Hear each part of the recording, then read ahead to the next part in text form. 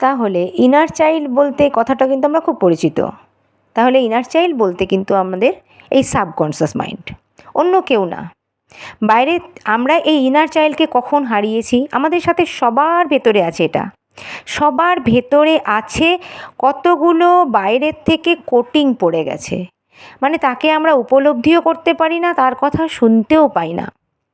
আমরা কখন inner child, আমাদের এই ইনার চাইল্ডটা আমাদের জাগ্রত ছিল, এবং সেই জাগ্রত স্বরূপের সময়ই কিন্তু আমরা আমাদের জীবনে সব কিছু করে ফেলেছি অলরেডি। আজও পর্যন্ত যা কিছু যে যেখানে হয়ে আছি, সেই সময় যা রুট বা যা শিকড় মানে আমরা পুঁতেছি, সেটাই কিন্তু এখন মহীরুহ হয়ে দাঁড়িয়ে আছে, গাছ হয়ে গেছে। ঠিক আছে? তাহলে কীভাবে ছোটোবেলায় দেখুন, আমাদের কিন্তু একবারও না কারোর সামনে কোনো কিছু অভিমান হলো, কিছু হলো, সঙ্গে সঙ্গে আমরা কিন্তু চিৎকার চেঁচামেচি করে হয় কান্নাকাটি করলাম, কেউ চিৎকার চেঁচামেচি করলাম, কেউ জিনিসপত্র ছুঁড়লাম, কেউ হয়তো আরও অনেক কিছু, কেউ হয়তো মুখ বন্ধ করে থাকলাম, কারোর সাথে কথাই বলবো না। এই রকম কিন্তু অনেক কিছু অভিব্যক্তি করতাম, দেখাতাম। কোনো একটা রাগ হোক, কোনো একটা আমার অপছন্দের কারণ হলে পরে আমরা কিন্তু এইটা করতাম। মানে তখন আমাদের এই ইনার চাইল্ডটা বেঁচে ছিল। যতদিন পর্যন্ত ইনার চাইল্ডটা বেঁচে থাকে, ততদিনই আমাদের জীবনের সবটা ভালো হয়। কারণ কি? যখন আমরা ওই ইনার চাইল্ড যা মন যা করতে চাইছে সেটা আটকে দিয়ে বাইরের লোকেদের কাছে ভালো সাজার জন্য, নিজের ইমেজ ধরে রাখার জন্য, সবাই ভালো বলবে এই আশায় আমরা কিন্তু আমাদের ভেতরে যে কথাগুলো আসে, আমাদের মন বলতে চায় কিন্তু আমরা বলি না। যদি কিছু ভাবে, যদি আমার সাথে সম্পর্ক না রাখে, যদি আমাকে আর না পরে চিনতে পারে, আমার দুঃসময় যদি না আসে, এইসব বিভিন্ন কিছু ভেবে না আমরা ওকে দমিয়ে রাখি, ওকে কোটিং করে রেখে দিয়েছি, ওকে বেরোতে দিচ্ছি না। আর এই বেরোতে যারা দিয়েছে জীবনে, তারা বিশাল কিছু করেছে জীবনে, তাদের উদাহরণেও আসবো। আর যারা দেয়নি, তারা কি করেছে? তারা জীবনে এক একটা করে ক্ষতি করেছে।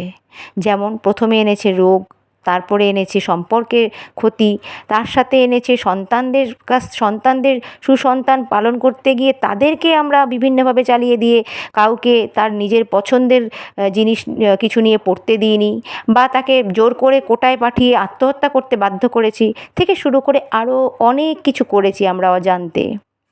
আস্তে আস্তে গভীরভাবে যখন আমরা এই প্রসঙ্গে আরও গভীরে ঢুকবো বিস্তারিতভাবে, তখন দেখতে পাবো যে সত্যিই আমরা কিন্তু এগুলো করেছি।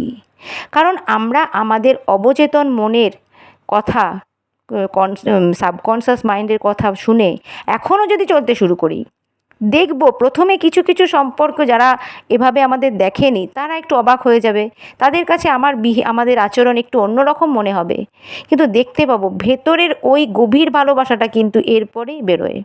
এখনও পর্যন্ত আপনি যদি দেখেন চারপাশে যাদেরকে ভাবছেন যে আপনাকে খুব ভালোবাসে, সবার সাথে আমার খুব ভালো সম্পর্ক, দেখতে পাবেন একটু বা একটা বা দুটো তার বিরুদ্ধের ব্যবহার করে দেখুন, সে আর আপনার সাথে সেই রকমভাবে কথা বলছে না, হয় অ্যাভয়েড করছে, বা আপনার সাথে কিছু একটা এমন কিছু করছে যেটা আপনি বুঝতে পারছেন ওর ভেতরে কিছু একটা আমার ওই কথা বলাতে হয়েছে। তাই এরকমটা তো আগে ছিল না। ছোটোবেলায় কি এটা হতো? আমরা বন্ধুদের সাথে কত গল্প করতাম, কত কিছু করতাম, যেটা মুখে আসতো বলে দিতাম। কই বন্ধুরা হয়তো একদিন দুদিন আরই হতো, আবার বলতো ভাব, এটাই তো বাচ্চা শিশু হবে। তাহলে সেটা হারিয়ে গেল কেন? সেটা হারাতে দিলাম কেন? সেটা আবার আমরা কি করে ফিরিয়ে আনতে পারি? কারণ ওটা যদি না জাগে না, আমরা কোনো দিনও জীবনে অনেক সুখ পাবো, হয়তো গাড়ি বাড়ি এসি সব কিছু পাবো, কিন্তু শান্তি পাবো না। সবচেয়ে বড় জিনিস শান্তি। মানুষ জীবনে 4টে জিনিস চায়। ওয়েলনেস বা ভালো থাকার জন্য 4টে জিনিসের মানুষের দরকার।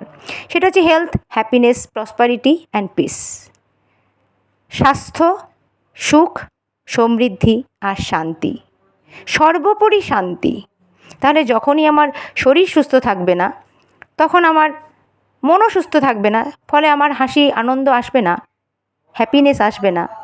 তাহলে তখন আমরা কি করব? প্রসপারিটি মানে অনেক প্রাচুর্য আছে, কিন্তু সেই প্রাচুর্য আমার কাছে যেন একটা বোঝা স্বরূপ হয়ে যাবে, তখন সেটা আর প্রাচুর্য নয়।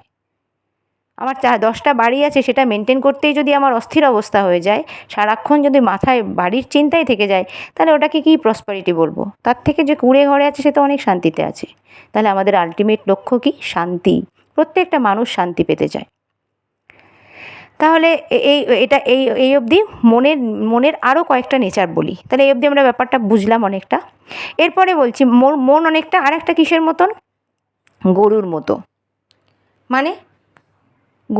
মানে গরু দেখবেন সারাদিন, আমরা দেখি যে সারাদিন গরু কিছু না কিছু খেয়েই চলেছে, যেখানে যা পায় খায়, তার জন্য কাজে লাগতে পারে নাও লাগতে পারে, সে কিন্তু খেয়ে যাচ্ছে।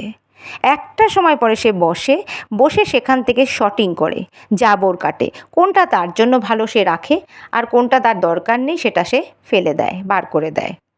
সেই রকম আমাদের মনও কিন্তু সকাল সন্ধে সারাদিন বাইরে ঘাটে যে টিভি থেকে নিউজ পেপার থেকে যেখান থেকে হোক সব কিছু ভেতরে ঢুকিয়ে নিচ্ছে, যেটা আমাদের দরকার আছে সেটাও, যেটা দরকার নেই সেটাও।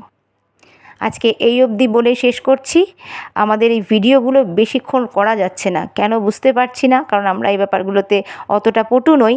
টেকনিশিয়াল কিছু প্রবলেম হচ্ছে, টেকনিক্যাল কিছু প্রবলেম হচ্ছে আর কি, তাহলে সেটার জন্য আমরা বেশি কিছু করতে পারছি না। তাহলে আপনাদের কাছে অনুরোধ রইল যে আমরা এরকম কেটে কেটেই হয়তো ভিডিও পাঠাবো, আমাদের বক্তব্য কত চাকচিক্যভাবে করতে পারছি সেটা বড় কথা নয়, বা আপনারাও আপনাদের কাছে আমরা ক্ষমা চাইছি যে আমরা এভাবে করতে পারছি না, কিন্তু চাই যে জিনিসটা যেটা আমরা বলছি, যেটা কনসেপ্ট দিচ্ছি, সেটা যেন আপনার গভীরে ভেতরে ঢোকে, এবং সেটা আপনি যদি জীবনে কাজে লাগান এবং সেটার থেকে যদি আপনি উপকৃত হন, সেটাই আমাদের বড় পাওনা। Thank you so much.